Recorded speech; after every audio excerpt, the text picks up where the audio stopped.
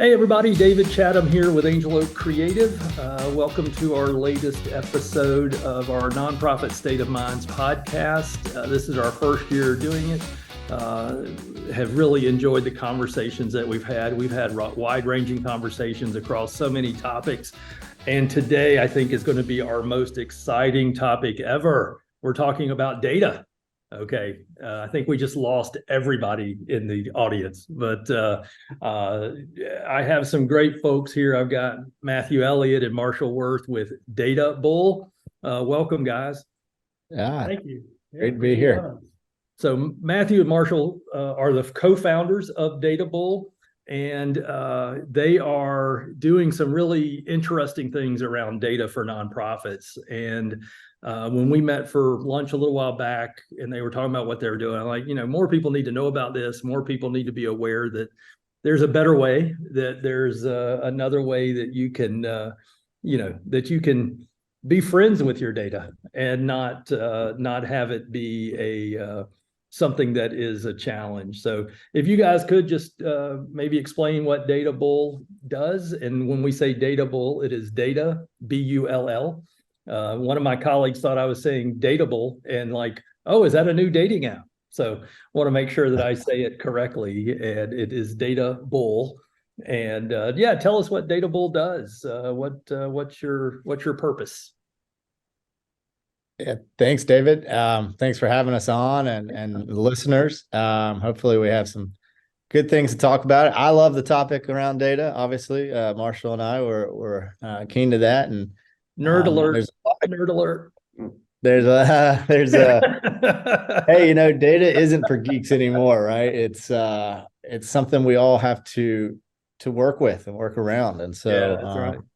Yeah, we're fascinated about being able to provide that service. But to give you a little bit of background, I guess, and I'll let Marshall introduce himself. I think we'll have enough time for that. Yeah. No. So my background, I grew up in North Carolina pretty much my whole life. Traveled here a little bit, but North Carolina guy.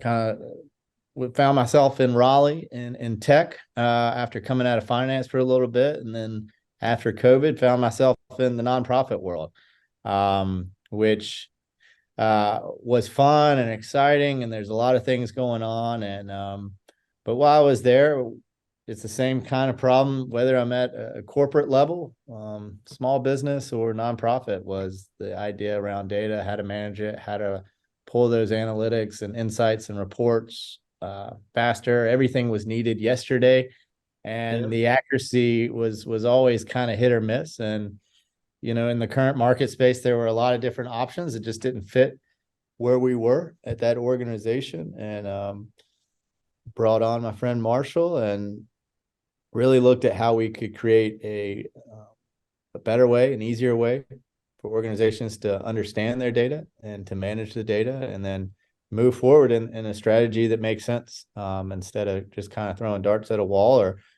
what we think we're supposed to be doing. That's just a little bit of background. I'm sure we'll jump into that more, but I'll let Marshall introduce himself. Yeah. All right, Marshall, I got the sense that maybe we got to put a clock on you. So let's we'll see how that goes. You said you're good at jumping in. We'll let you get started, and then if I have to slam the gates, I'll just know that I'm doing it with love, right? So just start playing the music, David. Just start playing the Oscar music. That bumper music to get you out.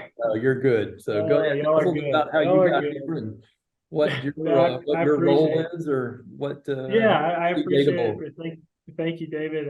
So I have a technical background, so I think Matt and I complement each other pretty well. I really come from the utility world, electric utility, and I spent a lot of time, about 15 years there, and ended up over software and data, and utilizing data both to make decisions, to visualize, to help other people make decisions. And what I found is I love it. Like I love being in an Excel spreadsheet with like 400,000 rows and 400 columns, and like I just love being surrounded by it. And I think I was trying to think as Matt was talking, like, what is it about it? It almost makes me feel like what I think Lewis and Clark maybe felt as they were going across the country, just in a vast, forest, or just no idea where they are, or just trying to discover what's going on, and then making those discoveries. And so I think that's one of the most interesting parts about it, the most exciting things about it are those discoveries that we can make with data. And nowadays, everybody is, data is coming at us faster than you can blink. Yeah. I mean, everybody's got it. And it's in various formats, from Excel spreadsheets to, Salesforce for some of the more sophisticated platforms that are out there. And what we realized that, from my previous roles, and then from speaking with Matt, is that, unfortunately, there's some out there that are still just very complicated ways to look at it. And we believe that it can be much simpler. And we want to I want to bring some of that joy that I have and that discovery to others to allow them to make better decisions. And so, at its basic principle, what we believe in really is helping nonprofits understand their data. And we can do that through simple reports, visualizing it, all the way into interactive applications. So, simple reports can look like helping organizations understand their donor base. And they have all of this information, maybe from Donor Perfect or DonorBox, or maybe it's in Blackbaud, or it's somewhere, and they're storing it. Maybe it's in an Excel spreadsheet, but they're storing it. And what we hear a lot about is, I want to have a more intimate personal relationship with my donor base, not just, hey, I know that this segment gave and these didn't. It's, well, maybe these gave and they gave within the last week, and they live in this area and they had these issues affecting them, and all of these things. And they want to be able to go into a supermarket and say, hey, Joe, I just saw that you gave last week, and we want to update you on what's going on in the community and how we're helping the community and how we're driving our mission forward. And I think all of that's there to be able to have those personal relationships with people in the community. And I think, maybe that's where people and nonprofits really, that's their drive anyway, right? Is to be effectively a part of the community. And so we think that can help organizations really achieve that and kind of get back to the roots, really. It might not seem like that really. No, that's fine. Yeah, that's great. Let's talk about, let's start kind of ahead, up in the funnel a little bit. And what are why is data so challenging for nonprofits? You mentioned a few things about, spreadsheets and different types of databases and all of those things, but why is it the redheaded stepchild of the nonprofit world? Why is it kind of the barrier that a lot of people seem to either avoid, or maybe they even, so for some organizations, maybe they spend a lot of money trying to find a solution, right? And just don't seem to be finding an answer to that, to that challenge. So why is it so challenging for nonprofits, especially? I think I'll jump in first, and then Matt, you can give your experience, certainly on the like utilization side with Matt. But I think to me, it's because it's almost the same concept of, looking out into the sky at night and looking at all of the stars and just not having any idea how to quantify how many really are out there. There are so many galaxies and stars in the universe that we can't even possibly imagine what that is. Like, that number is too big. And I think that's kind of what data can turn into, is you get people that, don't like to look at those spreadsheets. And it can be extremely overwhelming. And then to top it off, it's like, well, I'm really supposed to be out today. I'm supposed to be talking with my donor base or driving that mission forward. And now I'm here, at the computer, which maybe something I didn't really think I'd be doing or sign up for. And it's just overwhelming and tiring. And it can be a huge challenge that way. Yeah. What about you, Matthew? What's your take? Yeah, I echo what Marshall said, obviously, I think what we see kind of micro level in those organizations is there's several things, right? When you talk about data, is there's a little bit of the fatigue around there, which is frustration, whether that being from systems in place aren't necessarily adequate. It's what they needed 3 years ago, but it doesn't meet the current demands. You've got years of information stored by numerous people that have been there maybe 6 months, they leave, or maybe longer, and no one really gets those the workflow down. And so when someone else comes in, it's a bit of a shock. And so it's also, there's a little bit, and why I bring that up is a little bit of data accuracy and what does the health of that data look like. And so you can spend a lot of time pulling reports and doing pulling those reports, but again, if it's inaccurate, it's going to lead to frustration. I mean, how many times have you worked through pulling a report and with maybe a different silo or department, and you get to it at the end of it after 3 or 4 hours, or maybe 3 or 4 days, and instantly that something's off, right? And we hear that a lot, is something's off. And so the first thing we like to do is come in and do quality assurance and look at that, but then also kind of better understand where those frustrations are. Are we using multiple platforms when we don't need to? Are we replicating the process? Is it a lot of human error? Or is it just simply, I don't have time for it? And we hear that a lot because, again, I worked in development for a nonprofit, and they did not have on the application is to be a data analyst, right? I exaggerate that a little bit, but there's a lot of great CRMs out there, David. They're really advanced, and they're super user friendly for the most part, except for when you have to go to that reporting tab and you kind of have to switch hats and you have to really be dialed into what you're doing, because hopefully the whole idea is you're pulling a report to either judge a strategy, a success, or do we need to pivot, and if that information is incorrect, or that process is a bit clunky,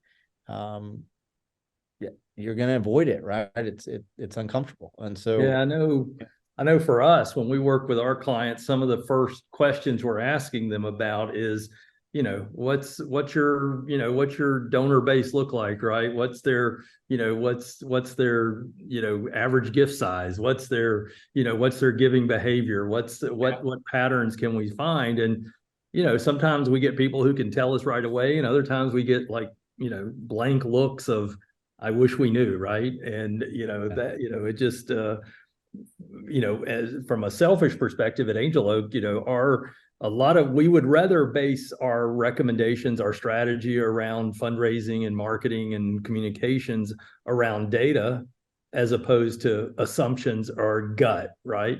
Or at least have that as an affirmation to say, that makes sense to try that. It may not be, it may not work. We don't know that for certain, but, we know that 50% of the donors that you're talking to look like this, or respond like this, or give like this. At least we know, okay, here's a baseline that we're working with, right? And is the work we're doing successful? And if so, we should be able to measure that through the data that we're collecting. And if we can't do that, it just, for our clients, is frustrating because they want to know if it's working or not, right? I mean, they're not spending a small amount of money with us usually. So, but if the data that we're starting with is broken or inaccurate or inaccessible, then, it's hard to determine success, right?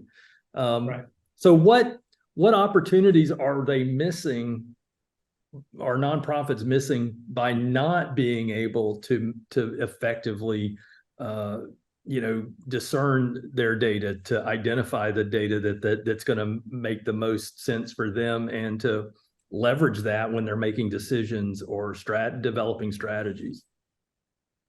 Yeah, it kind of comes back to the other question is, during the pandemic, we saw that nonprofits, the services increased around 72%, right? And at the same time, we also see the organizations are leaving about 97% of their data is being unused, right? And so what that tells me is huge increase in demand, which means a lot of data, new data coming in. It's being collected, It's just maybe not being used. Again, is that Wow. fatigue and frustration from the process? Or is it just, there could be other variables, but I think what we see is, again, when you line those two up, it's how do I get those quick insights that you asked for? And then, because what I'm missing is I'm missing what I love to do, right? When you talk to someone that is in the nonprofit world and a director level, or even, it doesn't matter, they got into it and they'll tell you a story why. And so if they're spending 10 or more hours a week doing Excel sheets, that's a waste of time, right? I mean, what they want to Even be though doing, that is Marshall's idea of heaven. yeah, well, yeah, You know, not I to, think they not want to to, be out there engaging the community, talking to donors. Again, maybe talking to participants there, right? Right. There's a lot more time, a lot more things they could be doing with their time, especially when you look at, here we are in Q4, right? If you ask any person that works for a nonprofit, if they have time for lunch, like it's busy time, right? Like they're working 80 hours a week. I mean, they are, they are, nonprofit leaders are superheroes, right? I mean, well, if and you've I ever like Marshall's, worked in that for Q4, it's great.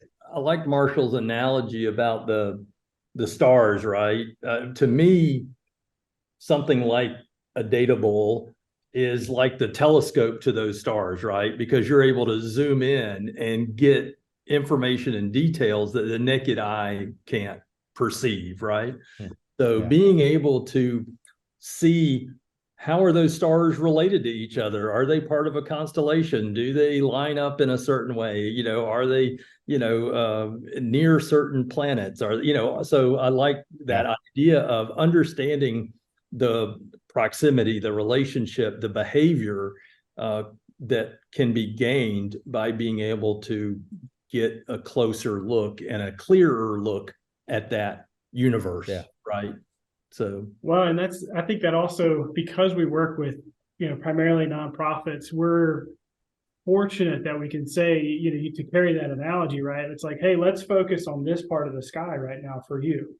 And then we can, as you say, we can zoom in and we can do all those things and bring forth that detail. Or we could say, hey, this organization over here, they prefer this portion of the sky, but let's go over here a little bit. And so we can help kind of pick out those landmarks and help those nonprofits and organizations really key in on what's important to them, just because of the experience that we've had with others.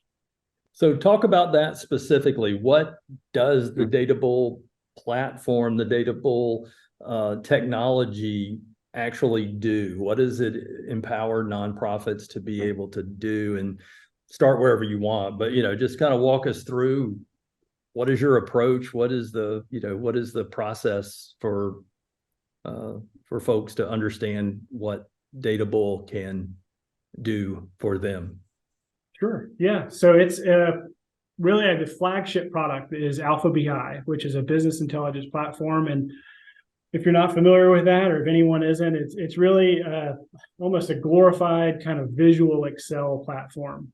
There's others out there like us. There's Power BI and Tableau. If you're familiar with Salesforce, Tableau is very close with that. They actually own it. But really what it allows you to do is to make those connections to where your data resides. So let's say an organization has Donor Perfect and Salesforce, and they store different pieces of information there. Well, what Alpha BI does and what Datable does is we make those connections, and then we're able to visualize it for them in our platform. And so we're able to pull up things like what their donations look like over a period of time. I mean, if you can think of any kind of tables or graphs that people are pulling together for either grants or the board or anything like that, we can do that quickly and easily. And really, to extend that, we really cement that into the foundation of what the organization is looking at, such that when they log in, or when any of their users log in again, they're looking at the same thing every single time. It's not somebody taking another CSV or taking another data set from somewhere and then kind of recreating that process over and over again to get the same graph. It's going to be the same thing every single time, every time you log in. And then we like to partner with the groups as well. We know that one, they probably don't need a data analyst on their team full time. and most of them don't. And so we want to help fulfill that role where we can, and to work closely with the organization and help set up new reports and new dashboards and new ways to look at their information, and just really be that partner with them, a part of the team, to help them drive their mission forward. And that's really the basis kind of flagship product that we have. But I'll let Matt talk about some other kind of professional services that we do just around data organization and data collection and visualization with some other groups too. Yeah, I think that's kind of is this business intelligence tool that allows us to build out data analytics for it, right? That are interactive, that are real time, like Marshall talked about, that one set. So it's you don't have to pull that report again. It's locked in and it's real time when you log in. And it's Do I have to know some kind of special language or speak in code or anything like that to make this work for me? We set it all up for you. There's actually some user experience that gives the user some control. So that's where we kind of differ for some of those other competitive products, is we made this very user friendly. We are geared towards nonprofits, and with that in mind, we kept our pricing and experience and everything in that vertical. But I think also the very cool thing is we build out better analytic dashboards than you get in your current CRMs, right? Okay, cool. We make that report processing easier. Okay, cool. Well, what about those one-off insights, right? When somebody asks me, well, how many new donors did you have in the month of March that gave over $500? It's like, that's probably, you ask your clients probably that, right, David? That's where you get those looks. It's like, who do I can get that, just it's going to take me. Let me get back to you. I just asked one the other day. I wanted to know what their lapsed donors were over the last 12 months who gave more than $1,000 but haven't given since X date, right? I wanted to know that, and they couldn't tell me. So that's and I was like, okay, well, they're like, well, maybe I think we can figure that out, right? I mean, that's usually the answer I get, is I think we can figure that out. So, and then they go back and they run their things, but it sounds like you're able to actually make that happen in a reasonably rapid span of time. Yeah, the data's there, right? If they have those programs in place, it's there. The process of getting those insights out quickly is not. And so our platform offers that, obviously, with the built-in dashboards, but then we have the power of open AI, right? Everybody loves AI right now, but we practice responsible AI with our platform, is that it looks at your data, and you can ask that question in a natural conversation, just a chat to it, and it's going to spit it back within seconds, whether it be content or you actually need visual analytics. It can build those out for you.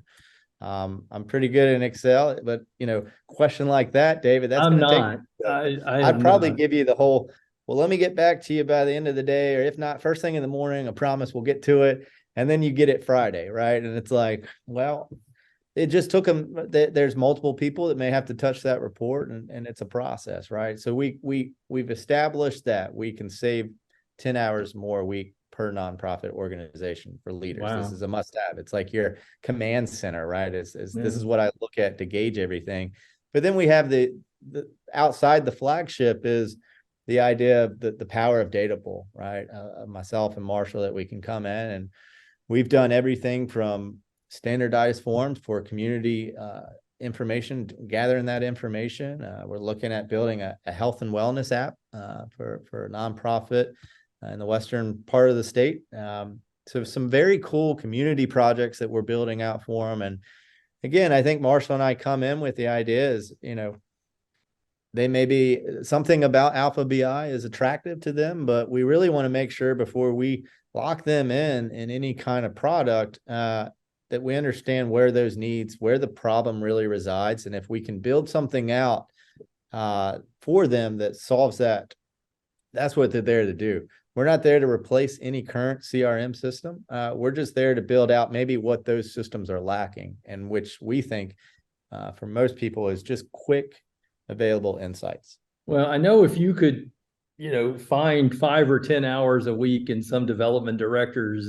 capacity, you would be doing them a great favor. So, I mean, it's, the two things that, we run into the most are like budgets and capacity, right? I mean, taxing both of those. So, if you can extend the capacity of a development director or executive director, or, someone on the team, that, that's almost priceless, right? In the sense that they don't have to go out and hire somebody else. They don't have to do that, kind of, work those 60 hours to get there, which causes a lot of burnout and other things that, that is not healthy for those folks. Especially this time of year, right? And like Marshall had mentioned, that they don't, that the budgets are stretched thin already.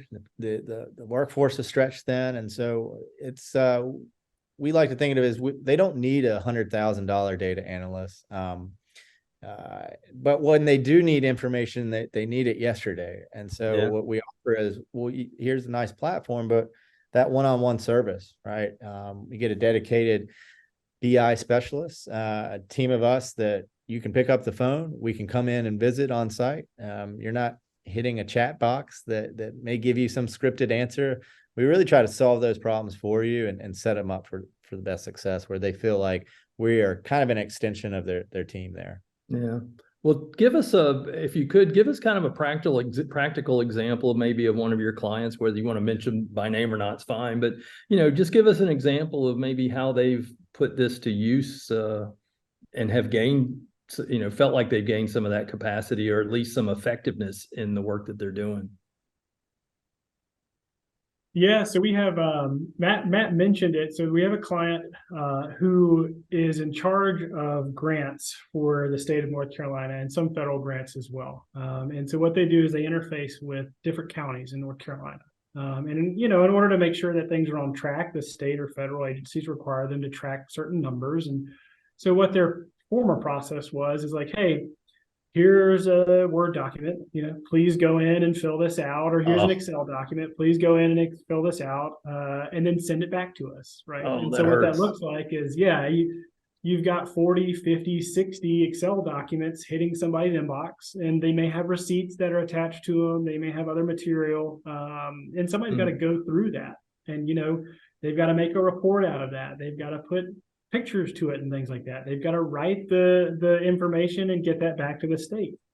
And so what we were able to do is put a process in place, which was a single platform. It's on Alpha BI, where the users can log in and they can save those reports, and we manage that data for them securely, and they're able to load those reports, and it provides a single place for this organization to download the reports, which is that's really cool. We're glad we're able to provide a single place for people to come in and save reports, and then for them to extract reports. But what we can do is, because we manage all of this, because we have the visualization tools, is now on the back end, we can create these dashboards and reports, and the dashboards have, the graphs and the visuals. And so we can start, really telling a story and providing a lot of time back, so that people don't have to just go through hundreds of documents, and they can have those insights very quickly. How many people did we touch or did we affect in the last, 3 months? And what did that look like in the last quarter? And how that compared to this county? All that stuff can be immediately available. That's great. Yeah. Go ahead. Yeah. No, I was just going to say that to tie in too, I'm a huge proponent of AI and building practical tools. And so we tie that into the platform. And so now they have all of this dialogue and these descriptions that they've put in as well to these documents. And what we can do is take that, provide that summary, basically, that the AI is able to look at it and say, okay, cool. Oh, wow. All of this stuff kind of hits these points, and here's your, 5-sentence paragraph or something like that to really describe to you, or more, to really describe to you what is going on in the state. And so hopefully, bringing all of that stuff together such that they can kind of tell that story and present how well that they're doing, and show the display, highlight their success. What's been the response from the client on this new found ability to really better manage this data? They're excited. Yeah, they're super excited. Imagine. It's what's been really cool is we get 4 or 5 of these forms to start with. and kind of get those rolled out and get users using them. And then they have somebody else in their organization that says, oh, hey, wait a minute, I've got this thing over here. And so what's really cool is to see value come of it, and to see the interest in the organization, and kind of those wheels start to churn with everyone else. Like, oh, hey, yeah, let's do this, or let's do that, or let's use it this way. And that's, to me, it's like you get that base thing in, and then there's a lot of excitement around all of the ideas that come from just kind of relieving people of that pressure. Yeah. Now, are you able within that, because of your experience, are you able to provide guidance, direction on what is the type of data that's going to be most valuable? What is what are the questions we need to ask our donors? What is the data we need to collect from donors or grantees or grantors or any of those things? Is that something you can help with? Is that outside of your scope of the work that you're doing? Did my question make sense?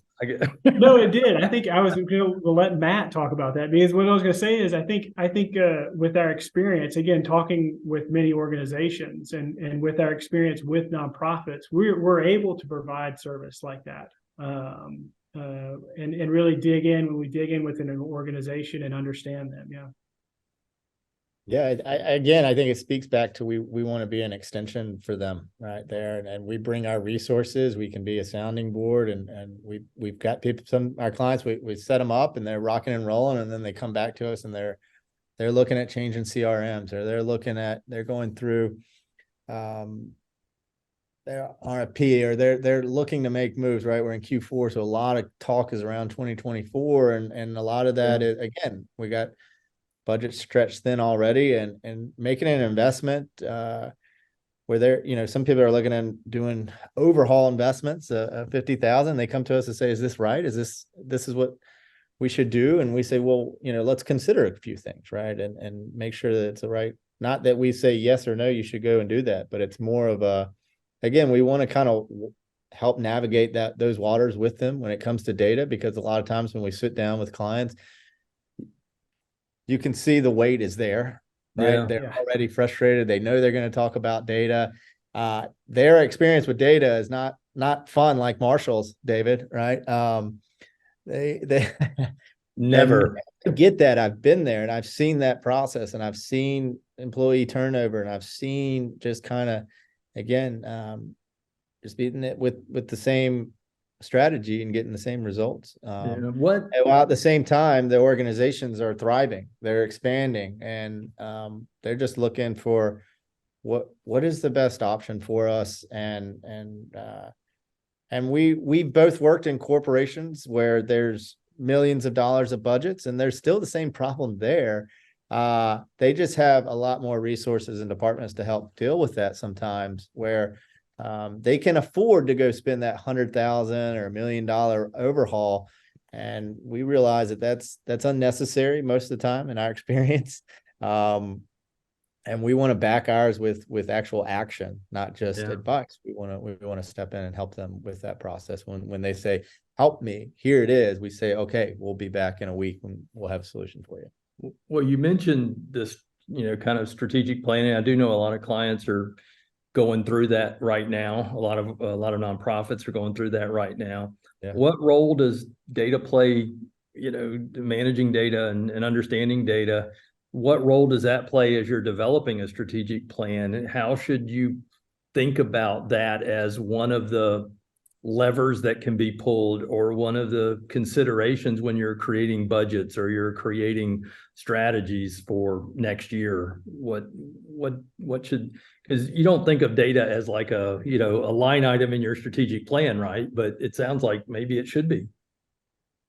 Yeah, I'll give one story. I'll pass to Marshall. I think I love when we look at those strategies, especially I just like to look at the first 2 quarters. What do we have going on? Where are we looking to go? And what events are you looking to do? And they say, well, we're going to do this event. And I say, well, I had to go last year. And they say, well, it's great. We had 200 people showed up. We raised $8,000, and we're going to do it again next year. And it's like, well, and I don't mean to be rude, but like, how does that gauge success, right? Like, is 8,000 a lot, right? Is that where we needed to be? Did we do it in the right area? Did we invite the right donors? Did we, what donors did we invite and why? And sometimes those questions are quickly answered, sometimes they're not. And so again, I think if we're going to make decisions, having data back that is always a win in my book. But again, if it's a frustration, then we're just going to sit, we're not going to do that. It's like, well, this is what we've known. This is what we've always done. Right. So I think that just always comes to mind is what's the data behind the success or failure? Because sometimes failures aren't necessarily failures either, right? They're learning opportunities. Right? That market opportunity, right? It may not have been your expectations, but the data says you did, and so we can move on from that. But those are just a few examples we've had recently. Sure.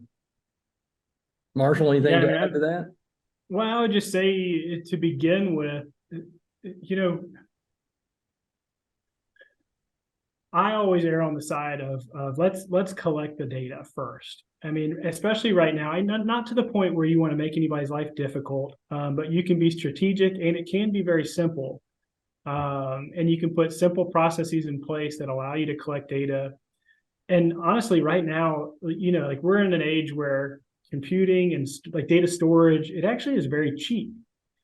So just to have the data first is infinitely better, and not to use it at first is infinitely better position to be in than to realize that you need it and you didn't put anything in place to start storing it. And I've seen that a lot of times. I mean, even in larger corporations, where they get to the point where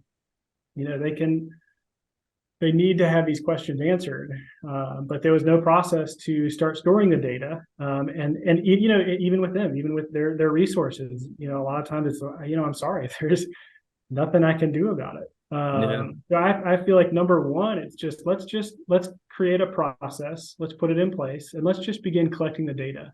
And let's try not to have a bias over what we think it's going to tell us.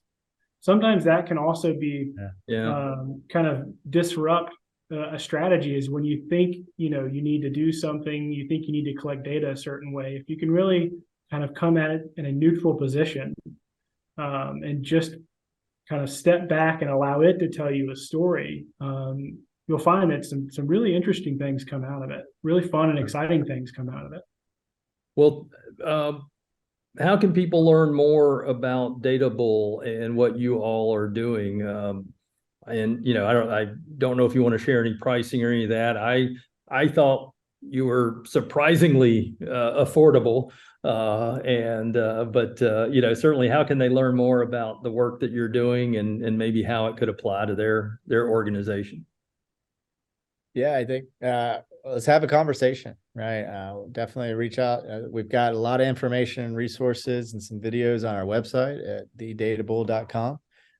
We've got some free trials coming out soon for those that are interested and have not used business intelligence tools. But we do, our pricing starts as low as $30 a month to get some analytics and access to our dashboard. We're here in Raleigh, so we love to come on site and visit the team and kind of do a sit down, a huddle, or we can jump on a virtual call like this and just, again, doesn't cost anything to have a conversation, and we hope to at least just give them some feedback and help them moving in the right direction for 2024. What is one piece of advice other than hiring Datable that you would want to leave with the nonprofit leaders who are listening today as it relates to their data?